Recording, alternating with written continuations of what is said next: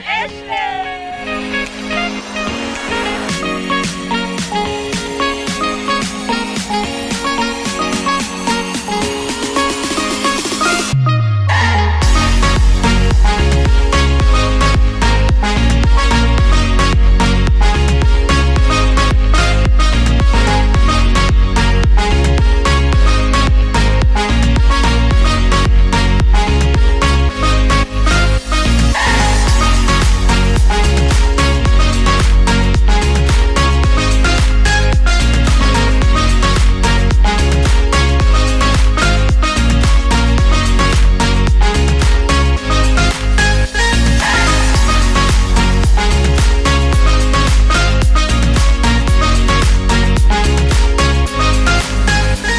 Day 2, here we go!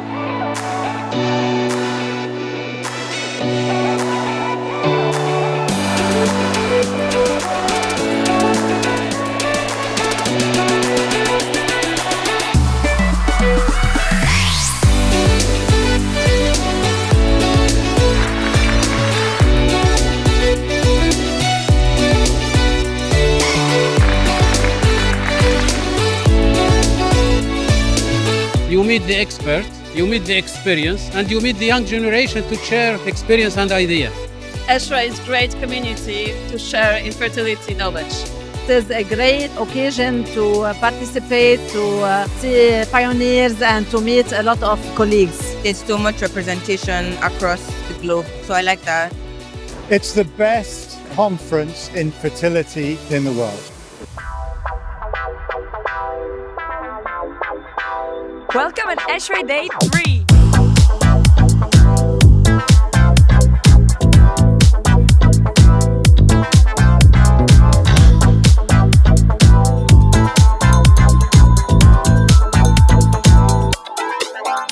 We all have one goal, which is to help deliver babies safely to the world. It's a really nice place to be with like-minded people. Everybody should play their part to make it more affordable, more accessible, and more efficient. I think anybody who is associated in this field should come to ESHRE. A fantastic event.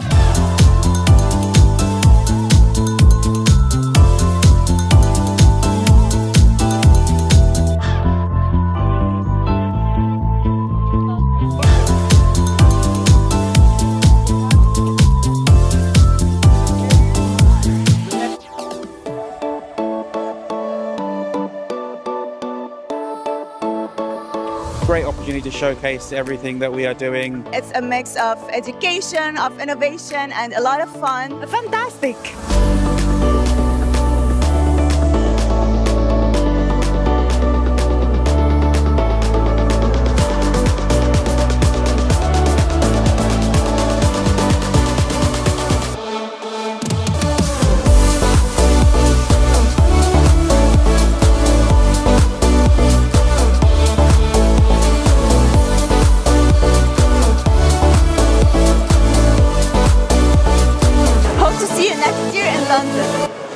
Bueno, acá estamos después de esta introducción con el aftermovie de ESHRE, con un gran amigo que nos va a contar un poco las novedades de este congreso tan importante que es el Congreso Europeo de Reproducción Humana, con Fabián Lorenzo, que es el actual vicepresidente de SAMER.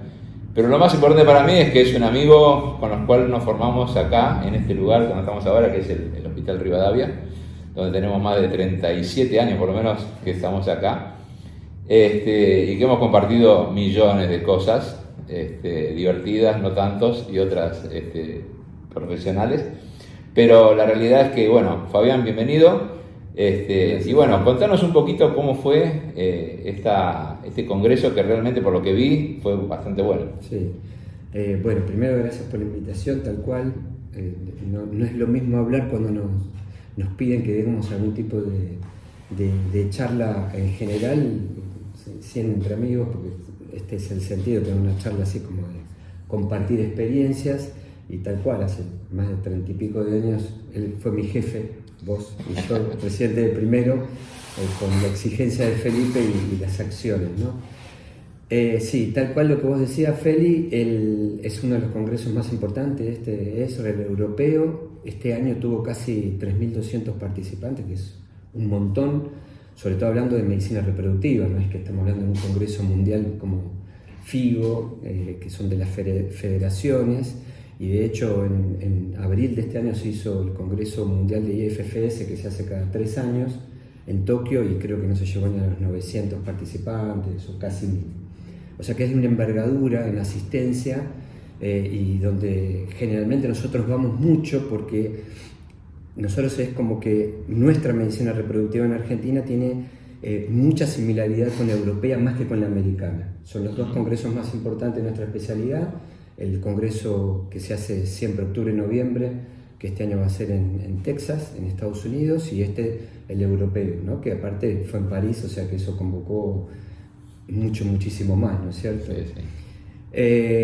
A ver, en principio el Congreso no tiene un contenido único en el cual se va desarrollando, sino que dada toda la diversidad de temas que tocamos de medicina reproductiva, en términos generales, nosotros yo como clínico aprovechás todo lo que tiene que ver con avances a nivel del laboratorio, todo lo que tiene que ver avances en cirugía, en medicina reproductiva, en todo lo que tiene que ver con la faz clínica, y fundamentalmente se basa en 3 pilares. El pilar más importante es intentar aportar para nuestro quehacer diario, en beneficio de nuestras pacientes, el tener la menor invasión posible de nuestras pacientes, el menor trabajo por los procesos que lleva un tratamiento de fertilidad de alta complejidad, y el resultado exitoso en el menor tiempo posible. Entonces eso hace que haya distintos elementos que se van a incorporar, donde la inteligencia artificial aplicada a la medicina reproductiva en todos sus pasos fue la vedette este año en los temas que se tocaron, ¿no? O sea que es muy interesante lo que vos decís, primero del tema de la convocatoria que tuvo el Congreso. Yo hace poco tuve una charla con Alan de Cherny, que es un animalito del señor, como yo siempre le digo, un tipo brillante, y él me contaba, yo le preguntaba cómo iban a ser los congresos, cómo veía él la evolución en los congresos. Me dice, mira, los congresos grandes, tipo FIGO o cosas así, en general van a ir tendiendo a desaparecer. Hoy están más las reuniones, los meetings y las cosas más apuntando a las subespecialidades. Y justamente me decía, mira, en reproducción humana creo que todavía se sostienen porque justamente es muy grande. Digo, sí, pero lo que pasa es que se diversifica muchísimo, y a veces vos, tanto como yo, somos más clínicos que de laboratorio. Entonces, cuando vos vas a un congreso y tenés más de la mitad del programa tiene que ver con genética o con cosas que se nos escapa un poco a nosotros, ahí se empieza a generar el punto a ver, y la otra son las sesiones simultáneas, donde vos te estás perdiendo otra, porque seguramente vos querés ver 1 o 2 o 3, y ese es un problema que yo lo veo como una cosa muy compleja, porque no podés hacer un congreso con sesiones plenarias. Bueno, para ahí sí alguna sesión plenaria sale, pero en general la dificultad viene por ahí. Ahora, desde este tema que vos arrancás de los distintos análisis, las distintas vistas desde la clínica, del laboratorio y demás, vamos a empezar quizás por la vedette hoy, que es la inteligencia artificial. Creo que en otros meetings que yo tuve también, todo está pasando por ahí. Creo que es importante, ayuda muchísimo por el análisis de la Big Data que hay, y eso en los resultados tiene impacto. ¿Cómo fue lo que vieron? Porque una de las cosas que vi como temario era la colaboración de la inteligencia artificial en el diagnóstico preimplantatorios para elegir el mejor embrión posible para transferir. A ver, hay varios aspectos de aplicación de inteligencia artificial. Si a vos te parece, yo voy mencionando en los distintos pasos. O sea, recordemos que un in vitro consiste en estimulación ovárica, monitoreo de ese crecimiento folicular, punción folicular, extracción de óvulos, fertilización, obtención de embriones, transferencia. ¿Por qué lo simplifico? Lo simplifico porque en cada punto y en cada paso hay aplicación de inteligencia artificial. Entonces nosotros tenemos, en primera instancia, hoy, por ejemplo, programas que, a diferencia de, que esto me parece que es muy bueno, a diferencia de lo que pasaba antes, que es la incorporación de una tecnología, por ejemplo, una estufa que tenga el seguimiento con time-lapse del embrión, cómo se va desarrollando día a día. Estas aplicaciones de inteligencia artificial no requieren de inversión. ¿Por qué? Porque están en una plataforma donde yo subo la imagen que quiero investigar y pago por el servicio. No es que tenés que desenvolver, y esto hace la diferencia a las clínicas de Europa, de Estados Unidos y nuestras de Argentina, donde la inversión en equipamiento se hace compleja. Se hace, pero es complejo y dificultoso a veces. Entonces, por ejemplo, vos tenés que los monitoreos ovulatorios, precisamente, hoy lo hace un médico operador dependiente, es el que toma la decisión y es con su paciente que lo hace. Medición de los folículos, cuando agenda la punción, etc. Bueno, hay programas donde hoy vos haces ese paneo, se sube el mismo programa que se llama FoliScan, mide los folículos y define en una agenda, que eso lo tenés todo seteado, cuándo debería ser la punción para la extracción de óvulos. Esa es una primera etapa. Segunda etapa en el laboratorio, yo tengo hoy, que es una gran herramienta que también se habló en el Congreso, en donde las mujeres que están atrasando su decisión de maternar o ser madres, definen una preservación de los óvulos para poder tomarse más tiempo. ¿Sí? No nos olvidemos que las mujeres después de los 35 comienza a caer su capacidad reproductiva. Entonces ahí nosotros tenemos un número mínimo que tenemos que guardar, que va entre los 10, 15, 17 óvulos según la edad de la paciente. Hoy podemos aplicar, cuando la paciente saca menos óvulos, un programa que se llama Violet, donde a través de inteligencia artificial nos dice, frente a un semen normal, qué capacidad yo tengo de que estos óvulos me lleven a un estadio de blastocisto. Entonces, ahí es relativo el número, porque le estoy aportando calidad y le da un poco más de tranquilidad a la paciente. Ese es un primer punto. El segundo punto es otro programa que se llama Magenta, por ejemplo, donde vos a ese óvulo, en vez de congelarlo, lo vas a poner a fertilizar, me predice también la llegada a blastocisto. Entonces, si yo en mi laboratorio, ¿por qué es importante esto? Porque para llegar a el estudio genético preimplantatorio, yo tengo que tener un desarrollo de ese embrión hasta un estadio de blastocisto, que es quinto día en el laboratorio, sexto o séptimo. Entonces ahí vos 6, 7 días antes ya estás planificando tu laboratorio para ver si va esta paciente que voy a hacerle un estudio genético, puede o no la factibilidad de llegar. Entonces, el último punto es, con el time-lapse, hoy la estufa más importante es el EmbryoScope, que trae un programa específico para eso. Están intentando ver si yo no biopsio el embrión y solo le aplico la inteligencia artificial, puedo detectar si es un embrión genéticamente normal o no. Todavía está en estudio. Y el otro punto es decir, bueno, yo quiero ser lo menos invasivo posible también embrionario.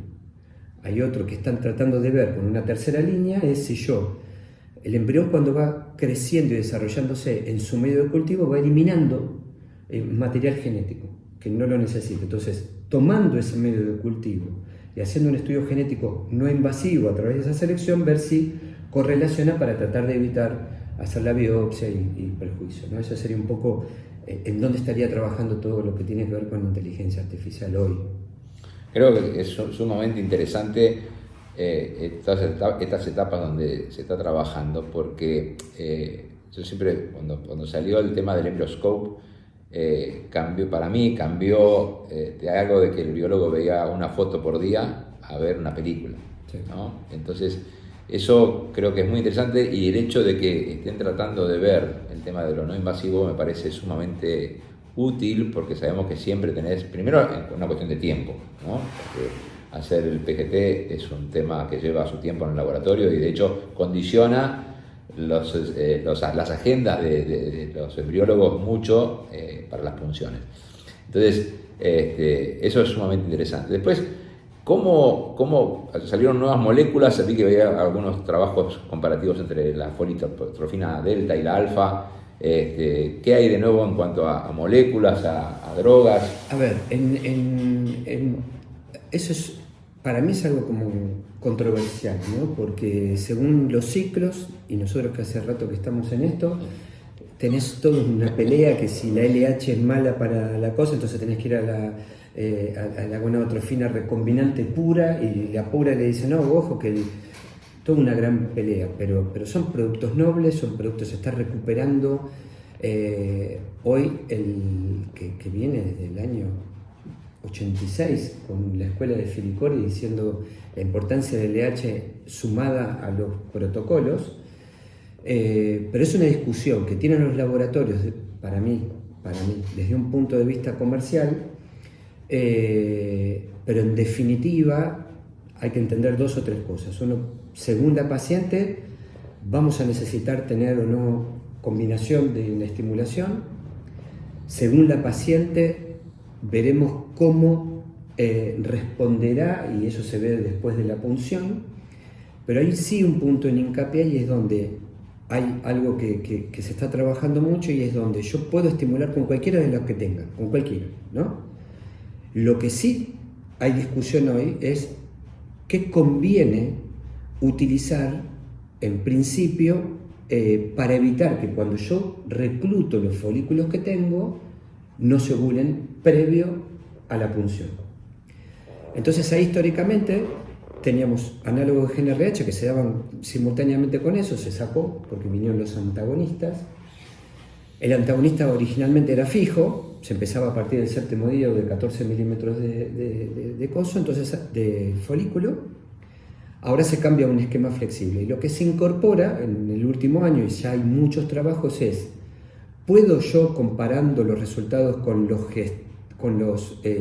antagonistas, la incorporación de un gestágeno desde el inicio y no usar antagonista? Bueno, es auspicioso porque pareciera que sí.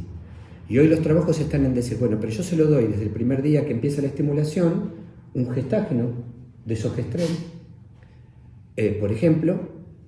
¿Y qué pasa si yo lo hago flexible? La veo el primer día a la paciente, que ese es otro de los puntos, ¿no? Tratar de ver cuántas menos citas yo hago a la paciente para no molestarle, cuántas menos extracciones puedo hacer en el seguimiento. Entonces todo eso está alineándose para el confort, menos inyecciones, porque lamentablemente son inyecciones. En su momento hubo un laboratorio que sacó una de depósito de una semana y muy buenos resultados. Sobre todo pensando que hoy las clínicas de fertilidad tienen tres grandes objetivos.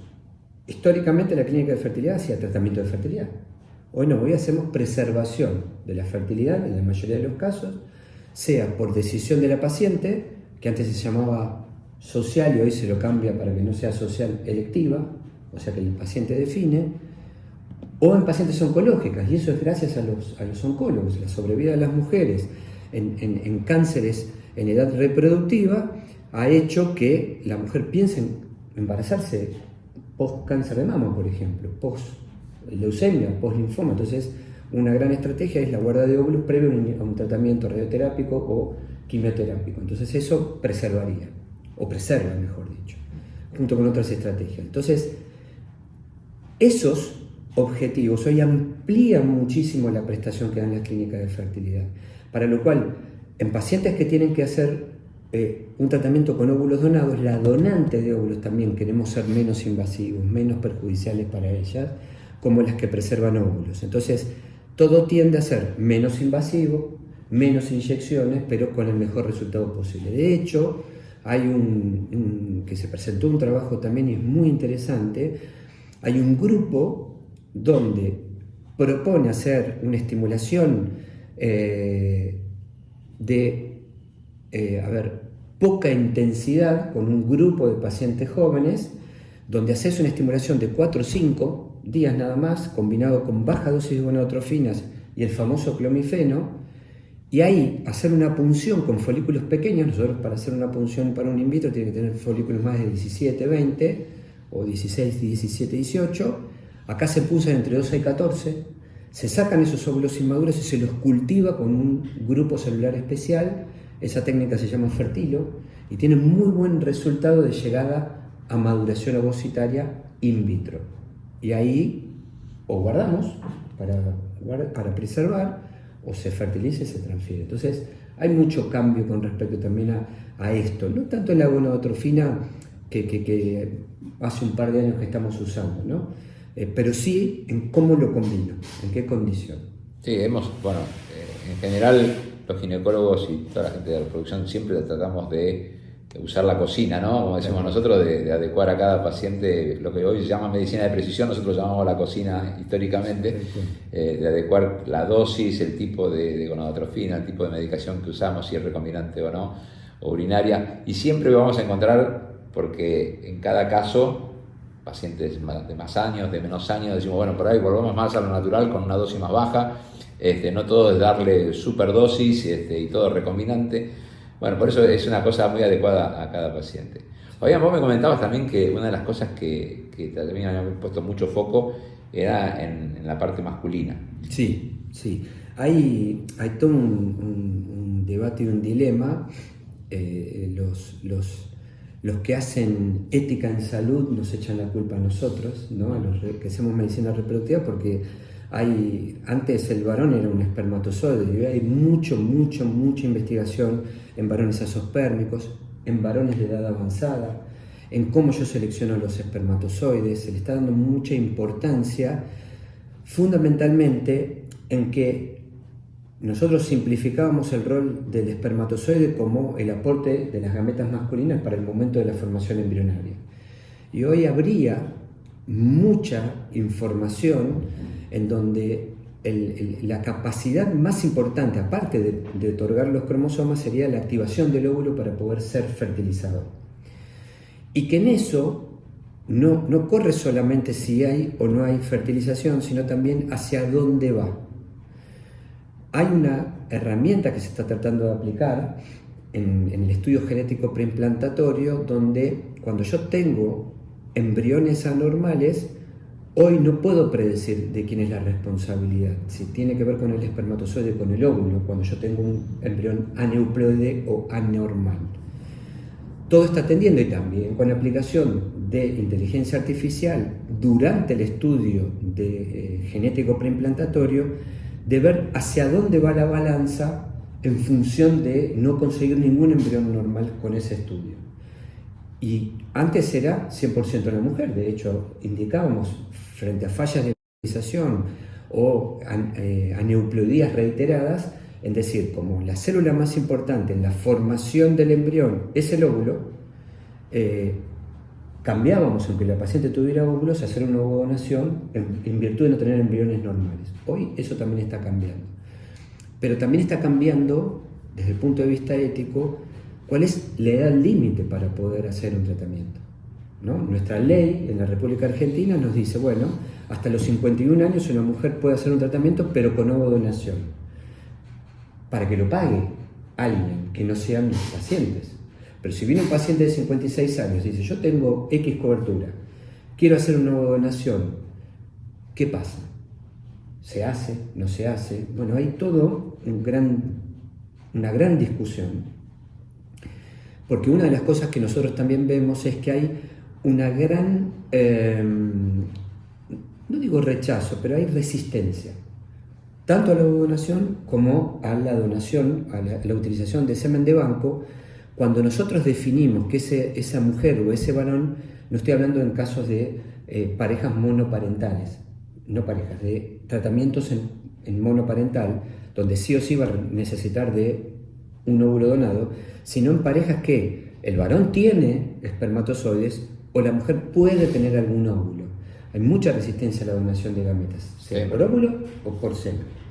Entonces ahí la discusión es decir, bueno, ¿hasta qué límite? El varón no tiene límite. Viene un varón que se casa con una mujer de 25 y tiene que hacer un tratamiento porque tiene mal el semen, y vos decís, o casos de famosos que alientan a embarazarse a determinadas edades, ¿no es cierto? Que yo, el Pacino tuvo un hijo a los 70 y pico el año pasado, y se llenó la opinión pública de saber que puede y no puede, y por qué la mujer hasta los 51 o 52. En nuestro país la recomendación es máximo 52, 53 años, hacer con óvulo donado, pero bueno, hay toda una gran discusión, mucha discusión, mucha. De hecho, la semana pasada, no sé si lo vieron, hubo una noticia de una mujer en Brasil que hizo una ovodonación a los 63 años con un marido de 35.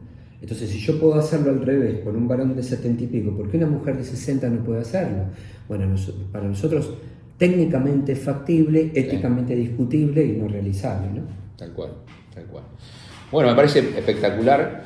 Me gustaría hacerte una última pregunta que tiene que ver un poco con lo que viene antes, lo que estuvo antes en el programa, porque sos un gran cirujano y porque tenés experiencia en el tema. Estuvimos con Sergio Jaimovich, y una de las cosas que yo le comentaba era que justamente en reproducción se ha diversificado tanto que los médicos jóvenes en general hoy saben mucho de genética, saben mucho de embriología, saben un montón de cosas, pero a veces hemos perdido el foco de lo que es la histeroscopía, de lo que es la cirugía laparoscópica, de la cirugía en reproducción.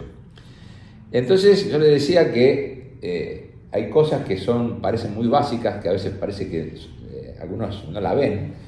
Y una de las patologías que a mí me pasó en varias oportunidades, que es muy sencilla y fácil de diagnosticar, que es una endometritis, que es una causa de falla implantatoria reiterada y que se soluciona muy sencillamente.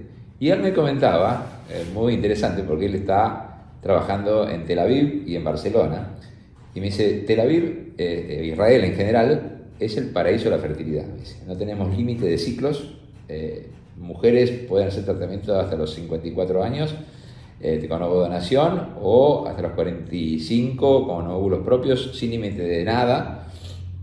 Me dice, cuando yo asumí ahí, empecé a ver qué pasaba, cuáles eran las esterilidades sin causa aparente, la vieja clasificación, de las que no se embarazaban, qué pasaba. Y encontré una tasa del 40% de endometritis, ¿sí? Me dice, la verdad que es una cosa increíble, y imagínate la cantidad que hacíamos, porque hay un montón de pacientes. Entonces, ¿cuál es tu visión hoy, nosotros que somos un poco más jurásicos ya, de cómo ves el manejo? Porque nosotros somos un poco más integrales, por ahí no llegamos mucho a la genética muy finita, pero tenemos una visión más global. ¿Cómo lo ves vos? A ver, es espectacular la charla, la reflexión. Y te voy a contar de algo que estamos haciendo desde SAMER. Nosotros notamos exactamente lo mismo en las generaciones que vienen de 40 para abajo, ¿no es cierto? Entonces, donde la aplicación quirúrgica no está dada. Nosotros desde SAMER certificamos y damos título de especialista en medicina reproductiva. Entonces lo que nos dimos cuenta precisamente es que faltaba una pata quirúrgica. Entonces vos fuiste jefe mío y siempre que hacíamos el ingreso de los residentes, vos te plantabas por una cantidad de residentes que éramos para preguntar de antemano quién iba a querer hacer cirugía y quién no. Y no obligarlo, pero había cosas básicas que vos tenías que saber, que era hacer un legrado, un nódulo de mama, una Bartolino, etc. Eso no podía, aunque no fuera cirujano, vos no podías salir de la residencia sin hacer básicamente eso. Después nadie te iba a pedir que sí o sí vas a tener que ayudar, pero no hagas una histerectomía, no querés operar, no la hagas. Eso ha hecho que se ha perdido un montón de cosas. Entonces, nosotros internamente, en la entrega de un certificado de especialista, nos dimos cuenta de esta falencia. Y hoy, SAMER hace dos cursos muy importantes, uno de histeroscopía en medicina reproductiva, otro de laparoscopía, y estamos de vuelta haciendo la certificación. La primera certificación en cirugía endoscópica del país la daba SAMER, hoy la daba, después la da SACIL, y ahora recuperamos nosotros desde el punto de vista reproductivo. No nos interesa que hagan una histerectomía. Entonces, como hay muchos clínicos, y de hecho esto no es privativo de la Argentina, cuando vos hablas con gente de Estados Unidos te dicen, nosotros ante un paciente estéril no vamos a confirmar la esterilidad sin causa aparente con una laparoscopía previamente. ¿Sabes por qué? Porque el seguro no me lo paga. En la Argentina es todo barata el coste, como dicen ellos. España igual. Hablas con la gente del IBI y te dicen, ¿para qué? Si mi tasa de embarazo, aunque tenga una endometriosis, excepto que tenga 8 endometriomas, va a ser exactamente la misma, haciendo el láparo o no, en función de un in vitro.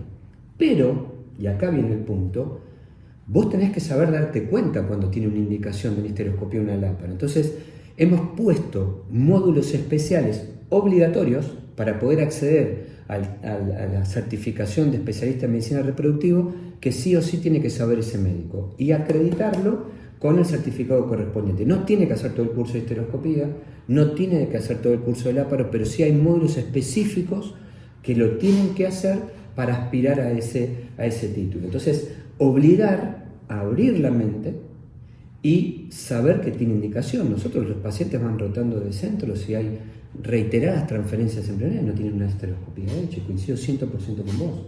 Y en realidad es fácil, como vos lo decís, es sencillo el diagnóstico, después podemos discutir qué tipo de estudio le puedo hacer ese endometrio biopsiado.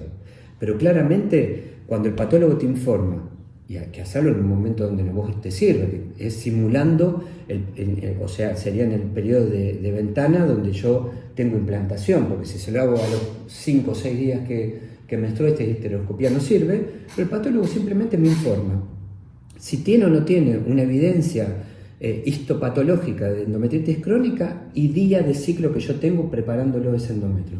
No me alcanza y me sobra. Claro. Es sencillo de modificar. Sí, no, tal cual. Y aparte me contaba, Sergio me dice, estamos usando marcadores específicos, pero también estamos usando hematoxilina de eosina con exactamente el mismo resultado. Me dice una cosa sumamente interesante. Fabi, millones de gracias. Bueno, gracias un a placer vos. tenerte acá y a Bueno. disposición. Bueno, Nos vemos. gracias. Gracias.